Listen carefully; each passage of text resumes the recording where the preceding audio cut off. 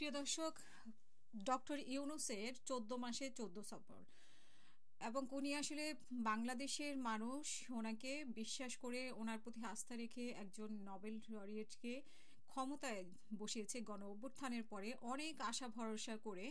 এবং আসলে উনি বাংলাদেশের মানুষকে এমনভাবে ট্রিট করেন যে এরা আসলে বোকা, এরা পাগল, এরা এরা এই যে যেটা উনি সাক্ষাৎকারে বলেছিলেন যে এরা মানে ভোট বিক্রি করে, ঠিক আছে, টাকা দিয়ে ভোট দেয়। তো আসলে বাংলাদেশের মানুষ সম্পর্কে ওনার খুবই মানে নিচু ধারণা, এবং বাংলাদেশে যে উনি দায়িত্ব নিয়েছেন এটাই মানে মানুষের ভাগ্য আর কি, এটাই উনি বোঝাতে চান। আর বাংলাদেশের কোনো কোনো কিছুতেই উনি মানে কোনো সমাবেশ, তারপরে কোনো ইউনিভার্সিটি, কোথাও কিন্তু উনি কোনো বক্তব্য রাখেন না, ঠিক আছে। ওনাকে আমরা জাতিসংঘের একটা ইয়েতে বা জাতিসংঘে যখন মহাসচিব এসেছিল তখন আমরা রোহিঙ্গা ইয়েতে একটা বক্তব্যে দেখেছিলাম। কিন্তু বাংলাদেশের এই ছাড়া কারোর সাথে উনি বিভিন্ন দল ছাড়া কারোর সাথে উনি দেখাও করেন না। এবং এর আগেও আমি কয়েকবার বলেছি যে আহত নিহতরা অনেকবার ওনার সাথে দেখা করতে চেয়েছিলেন, বরং তারা মাইর খেয়ে ফেরত এসেছেন, এবং অনেকবার ওনাকে অনুরোধ করে অনলাইনেও পর্যন্ত ওনাকে যুক্ত করতে পারেনি। কিন্তু উনি প্রতি মাসে বিদেশ সফর করেন, তারপরে এর সাথে বৈঠক করেন, ওর সাথে বৈঠক করেন, বিদেশে গিয়ে এগুলো মানে বোঝাতে চান। এবং ওনার প্রেস সচিবে এমনভাবে এগুলোকে বর্ণনা করে যে খুবই ইম্পর্টেন্ট একটা বিষয়, মানে এক একটা বৈঠকে বাংলাদেশের জন্য অনেক কিছু বয়ে আনছে। আসলে কিন্তু কিছুই নাই, এগুলো হচ্ছে একটা ফাঁকা আওয়াজ, বাংলাদেশের মানুষকে আসলে বোকা বানানো। ইউনূস মনে করে যে বাংলাদেশের মানুষ আসলেই অনেক বোকা, এদেরকে যে কোনোভাবে বোঝানো যায়, আমরা যাই বলবো তাই বিশ্বাস করবে, যেহেতু তারা আমাকে ক্ষমতায় বসিয়েছে এবং আমি একজন মানুষ বাংলাদেশে, আর সবাই হচ্ছে বোকাচোদা, এগুলার কোনো বুদ্ধি নাই, কিছু নাই, মানে আমি একমাত্র জ্ঞানী, আমি একটা মানুষ। আর রাজনৈতিক দলগুলো আছে নিজেদের মধ্যে মারামারি, কামড়াকামড়ি, এদের কোনো মানে ভ্যালু নেই। একমাত্র নেতা বলতে আমি, একমাত্র ভালো মানুষ বলতে আমি, একমাত্র শিক্ষিত মানুষ বলতে আমি।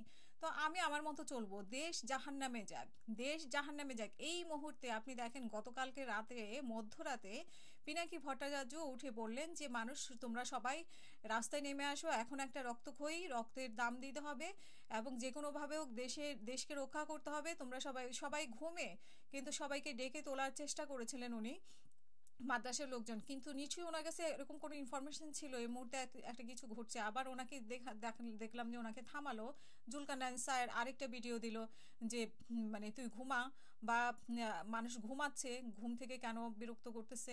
তো এমন একটা পরিস্থিতিতে বাংলাদেশের মানে যেখানে যখন তখন যে কোনো কিছু হয়ে যেতে পারে। আপনারা নিশ্চয়ই শুনেছেন যে সেনা কর্মকর্তাদের যে ওয়ারেন্ট জারি হয়েছে, এবং সেইখানে একটা ঘুমোট পরিস্থিতি, এবং বলা হচ্ছে যে সেনাপ্রধান যে কোনো সময় গ্রেপ্তার হতে পারে, সেনাপ্রধানের চাকরি চলে যেতে পারে।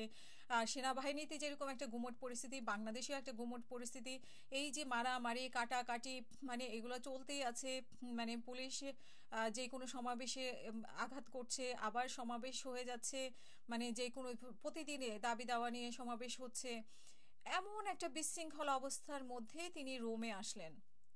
রোমে কি উদ্ধার করতে আসলেন? আসলে এই যে 14 সফরের মধ্যে তিনি কি উদ্ধার করেছেন? মানে যতই গাল গল্প করা হোক না কেন, যতই মানুষকে বোকা মনে করা হোক না কেন, বাংলাদেশের মানুষকে এত বোকা, বাংলাদেশের মানুষ নির্যাতিত, বাংলাদেশের মানুষ ওনাকে দিয়ে একটা হাল ছেড়ে বাঁচতে চেয়েছিলেন, ওনাকে দিয়ে স্বপ্ন দেখেছিলেন।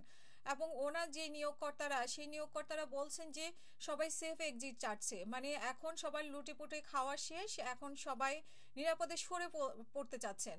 এখন সেই তালিকায় ডক্টর ইউনূসও আছেন। ডক্টর ইউনূস নিজেও কিন্তু লুটিপাটে খেয়েছেন, ওনার 14 গোষ্ঠী মিলে লুটপাট করে খেয়েছেন। এখন ওনারা সবাই সরে যেতে চাচ্ছেন।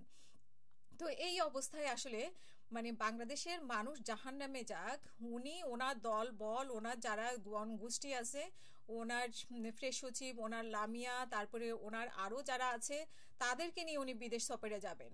এবার বাংলাদেশ মানে একটা কিছু ঘটে যাক, তাতে কোনো দায় দায়িত্ব নেই, এবং উনি দেখবেন কোনো জবাবদিহিতাও নাই। উনি দেশের বাইরে এসে কি করছেন, মানে এগুলো নিয়ে উনি কখনোই সাংবাদিকদের মুখোমুখি হন না।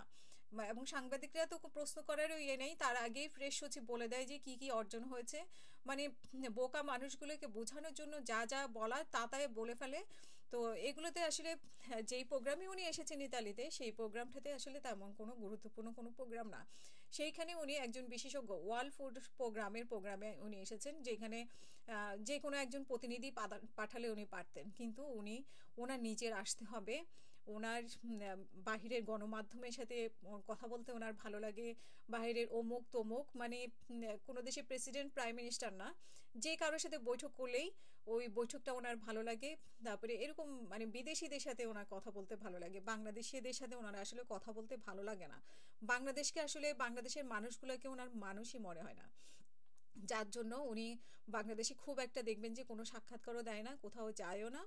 ঠিক আছে, উনি ওনার মতো থাকে। এবং ওনার ওই ফ্রেশ সচিব যে আছে শফিকুল আলম, যাকে হয়তো লন্ডনে এসে সে ডাস্টবিন শফিক হয়েছিল, তারপরে ইয়েতে ডিম খাওয়া থেকে বেঁচে গেছে, কারণ সেখানে সে তারা নিয়ে গিয়েছিল বিএনপি জামাতকে যুক্তরাষ্ট্রে।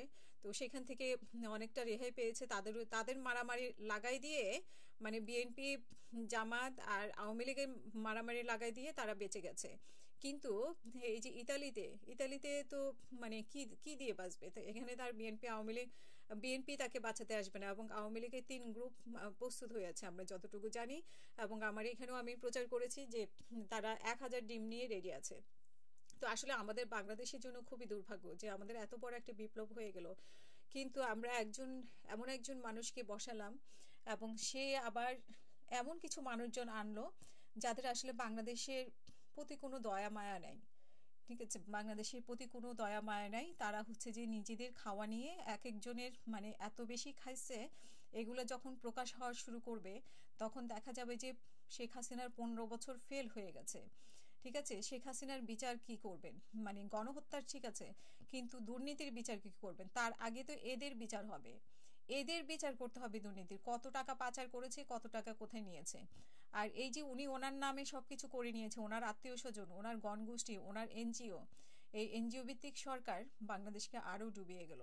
আমরা বাংলাদেশের মানুষ আসলেও আসলেও আমরা আবেগপ্রবণ, আমরা মানে আমরা আবেগপ্রবণ, এবং আমরা আসলে হতাশ।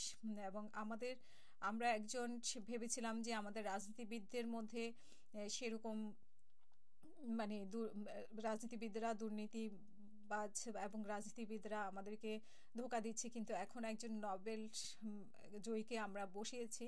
তো আমরা কি পেয়েছি সেটা আমরা সবাই জানি, এবং আরও জানতে পারবো যখন এরা ক্ষমতা থেকে নামবে। তবে ক্ষমতা থেকে নামবে কিনা জানি না, কারণ উনি তো বলছেন যে ওনাকে সবাই 15 বছর, মানে 15 বছর 50 বছর চায়। কারণ যারা ওনার সাথে বিদেশ যাচ্ছে তারা অবশ্যই ওনাকে 50 বছর কেন, আরও বছর হয়তো আল্লাহর কাছে আবেদন করে ওনার বয়সও বাড়াই দিয়ে উনি থাকতে পারে। তো এই যে ইতালি আসলেন, দেখে ওনার ইতালিতে যাত্রা কেমন হয়।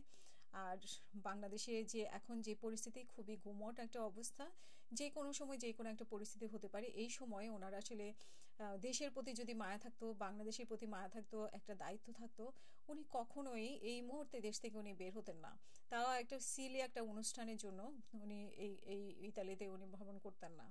বাংলাদেশের ওনার মানে একটা ক্রাইসিস মুহূর্তে উনি দায়িত্ব নিয়েছেন, সেই ক্রাইসিস মুহূর্তটা শেষ হয়নি। উনি যদিও বলছেন যে ঐক্যমত্য কমিশন হয়েছে, খুব সফলভাবে সবকিছু মীমাংসা করেছে, কিন্তু না, আসলে দলগুলো চাচ্ছে যে মানে একটা ঐক্যের মধ্যে এসে নির্বাচনটা হয়ে যাক, কিন্তু আমাদের সমস্যাগুলো কিন্তু সমস্যাই রয়ে গেছে।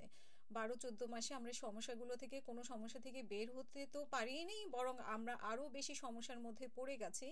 এবং আমরা কতটা সমস্যার মধ্যে পড়ে গেছি সেগুলো খবরের কাগজে আসার মতো সাহসও খবরের কাগজের নাই, মানে বা মিডিয়ার নাই যে সেগুলো ছাপানোর মতো, সেগুলো প্রকাশ করার মতো।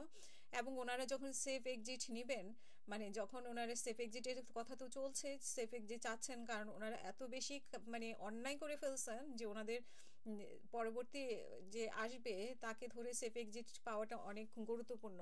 সো এরপরে বোঝা যাবে যে ওনারা কতটা অন্যায় অপরাধ এই বাংলাদেশের সাথে করে গেছে। তো কিছু বলার নেই, আবার আপনাদের সাথে কথা হবে। সে পর্যন্ত সবাই ভালো থাকবেন। আল্লাহ হাফিজ, আসসালামু আলাইকুম।